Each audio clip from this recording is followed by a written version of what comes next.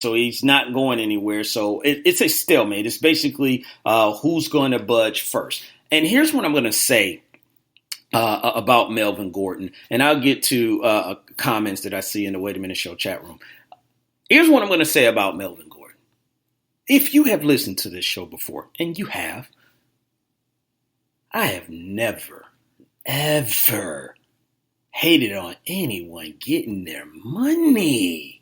Yes, get your money. If someone is going to say yes, do not be mad, America. Do not be mad, people on earth. Because someone said, here's the money. But in this case, there is no one at this point saying, here's the money. Not what you want. And it's pretty hard, the hill that Melvin Gordon is climbing. Again, I wish he could get his money. I don't know if that's going to happen at this point because you have to look at the whole picture. You have a guy who's under contract. So it's not like Zeke where he can be a free agent, because if he doesn't report, one, he's going to get fined game checks. He's going to start losing $329,000. That's a big chunk of change to be losing per game. The other thing is that he doesn't fall right into being a free agent like Le'Veon was, because Le'Veon was a free agent. He was franchise tagged, so he did not have a contract. And then you cannot get traded. And then the value that you're looking at, because the report is he would be the fourth highest paid running back in the league. The value that you're trying, or the cost that you're trying to get for your services, it seems like that is not the going value, because, hey, Le'Veon didn't get what he wanted, so it's a good chance that Melvin Gordon is not going to get what he is desiring, even if he went on to be a free agent at this point. So there are a lot of things. And then not to mention that last year, they're going to probably use this against him, is that, hey, we played some big games, one of them being the Kansas City Chiefs, and we beat the Kansas City Chiefs without you. So we went 4-0 without you. Not saying that they can just get through the season and they don't need him anymore, but basically what they are telling him is, you have no leverage. And that is exactly what this looks like. Unless you got Eckler and Jackson go down in week 1, then I don't know if Melvin is actually going to have any foot to stand on, or anything to stand on to try and get what he wants. I hope he gets what he wants. I hope it happens sooner than later, because a lot of people want to see him play, especially the people that are in fantasy football. But at this point, it doesn't look like it's going to happen. It looks like he's going to miss some games. And personally, just my personal opinion, I think this is one time where it's just like, yo, we got to go ahead, take what's given to us, and let's go ahead and move on, from there. Because I don't think we're going to get, anywhere at this point. So that's the thing about Melvin Gordon. In the Wait a Minute Show chat room, Mo Cheese is asking to give him some fantasy football advice, or give me all your draft secrets, Jelani. Well, first off, yeah, that's not going to happen, Mochi, because first off, you are in the Wait a Minute Show Fantasy Football League. So I am not divulging any type of information while I am on this show to be used against me. So you can just go ahead and throw that right out of the conversation. But I do appreciate you for trying to slip that in.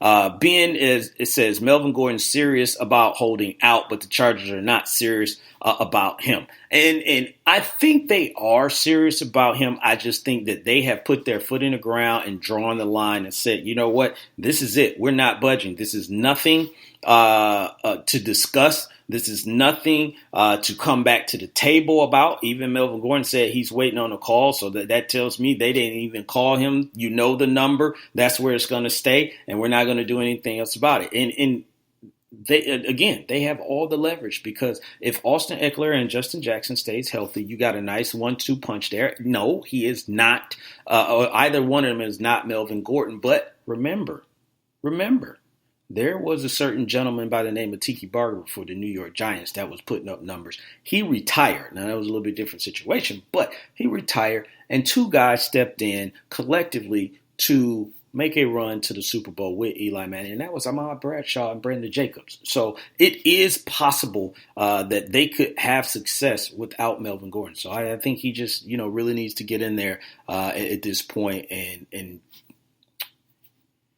forget the holdout. But that's just my opinion. I hope it all works out for him. I hope he gets his money or some type of resolution that he's looking for. Now, the other brother that's not showing up to work right now, and this brother ain't even in the country, and that would be Dallas Cowboys running back Zeke Elliott. Now, I know some of the people that's in the chat room, they're going to be like, oh, wait, because they're Cowboy fans and all this stuff. Relax, ladies and gentlemen. I'm going to be fair and I'm going to be nice. I'm not going to go on the I hate the Cowboys rant or anything like that. But Ezekiel Elliott also has held out, and his situation a tad bit similar to Melvin Gordon, but I think Zeke has a tad bit more leverage. I just don't think he still has enough leverage. So this whole thing with Zeke and Jerry Jones, if you haven't heard about this, I'll give you a little brief thing, is that Tony Pollard, recent 4th-round draft pick for the Dallas Cowboys, played in a preseason game this past weekend and had a pretty, decent game out. I think he rushed for about 46 yards on five carries, and he had a touchdown. So obviously people are paying attention to that, and they bring it up to Jerry Jones as far as, the performance that Pollard put on. And Jerry Jones jokingly said Zeke who? In context, and I'm not going to go into everything he said, but he was talking, about Zeke. He was talking about Pollard, and he made a little joke. And he followed it up immediately by letting everyone know, like, hey, this is the little jokey joke, but it did not go over well with Zeke and his agent, saying that they are looking at this as disrespect. And I don't believe that. Yeah, I'm going to say that right now. I don't believe that whole thing about disrespect. This is gamemanship. That's all this is. This is business. His Zeke agent is trying to use this to where it flips on Jerry Jones to be a negative publicity for him. And I don't think anyone in their right mind is going to fall for that, and they're going to follow along with that because, again, Jerry said it was a joke. He also said that Pollard will compliment Zeke when Zeke gets back. So Zeke hasn't shown up. He hasn't I guess fielded any calls. He did come. They said he did come to Dallas, but then I guess after those calls, he said, you know what? Gas up the plane. We're going back to Cabo at this moment. Zeke is also another person I think he should get into camp. And it's, of course, it's easy for me to say because I'm not in his situation, but you got 2 years left on your deal, and they're starting to make other deals. And we're going to get into that other deal later on about a Cowboy that just got paid as well. Dak is there. Amari is there. Byron Jones is there. Those are guys that are all looking for deals as well. Now, Dak, he's probably going to hold out till next season. He's going to probably bet on himself to try and get his money up. Amari, he could get, something this before the season is up or before the season even starts. And if you're not in camp, they're going to start prioritizing, other people. So that's one reason why I think Zeke, should get in there. Then the other thing is that don't let the Cowboys start off because their first game is against the Giants. And I fully believe that they can beat the Giants with Pollard in the backfield. Their line is really still good. They still got Amari. They got Randall Cobb that they added, and they got Michael Gallup. So, and then, that Jason Witten is there too, when you need them at some point. And they got a really good defense.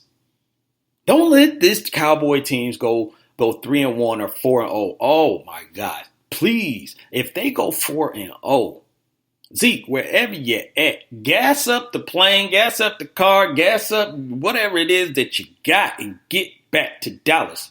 Because we've seen what happened with Tony Romo and Dak Prescott. They got on a roll and they said, Tony, take your time. Tony, take your time. Tony, take your time. And they kept getting better and better and better and better and better. And this could be the same situation. If they get on the roll early, slowly but surely, they're going to stop talking about Zeke. Because they're going to say, well, hey, he's doing his thing and we're doing ours. So, hey, I'm just saying, for those two, I think they should get in. Again, he got 2 years left on his deal. It's kind of hard to ask for more money when a team is looking at, they could keep your services for a lot less. But I know why Zeke is doing it, because he's trying to secure his future right away instead of taking a chance of getting an injury. So I'm not downing him, but I just don't think, I think this holdout is probably not going to help out Zeke. And I could see him actually missing half the season, if not the whole season. I know people probably don't want me to say that, but of the two, of him and Melvin Gordon, I could honestly see Ezekiel Elliott sticking to his word and not showing up. So, also, see, here on this show, people are, just Mo Cheese once again is in the Wait a Minute Show chat room trying to get into, the vault of my championship formula. And he's saying, Barkley, Kamara, or McCaffrey, who would you take first? Is Bill in that mix? Asking for a friend. Well, you know what? I'll tell you this, Mo Cheese. You tell your friend to call my friend, and then we'll go ahead and get the answer to it then. How about that? And then maybe Lopan will come in and give some of his analysis as well. Indeed. Exactly. So tell your friend, get a phone, get an email account, get a pigeon service, something, and do it themselves. How about that, Mo? You're not going to get me. You're not going to fool me, sir. Jeez, this guy. I give you credit for trying. So you listen to the Wait a Minute Show with your man, Jelani JB Bodie, and we are talking sports, specifically football and NFL football. And yesterday on HBO, Hard Knocks, episode 3 was in play. And obviously this is probably the most anticipated episode out of all of them that have come up, because the whole Antonio Brown situation with Mike Mayock, basically his get down or lay down statement that he put out, all this was included in the week coming up to this episode. So obviously people are going to be checking in on that and seeing what's going on. I am surprised, though. I will say this before I start talking about the AB thing. I'm surprised they're really not focused. I thought they was going to have something, and it still could be, but I thought they was going to have probably a piece on Vontaze Burfict, and his situation being there. They were going to have something maybe on Richie Incognito and his situation. They briefly talked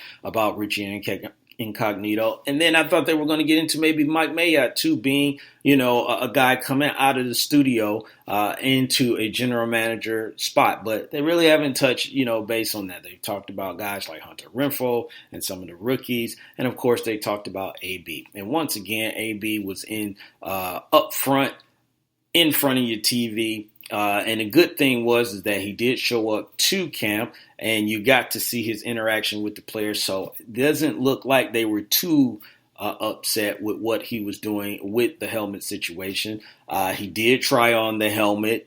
He still did not like the helmet. His agent, Drew Rosenhaus, was there talking with Gruden and how they were going to handle the whole helmet situation. And as you saw how that played out, that his grievance, if you will, got turned down. And they were like, hey, AB, you got to wear the helmet. So now they're trying to work out another deal for that. The other thing that was going on in there, we got an update on his feet. And I told people I was pretty sure that his feet were going to heal in time, maybe not 100% fully, but they were going to heal in time for him to be ready week 1. And it looks like he still should be on par with that. But we got an inside look at, how they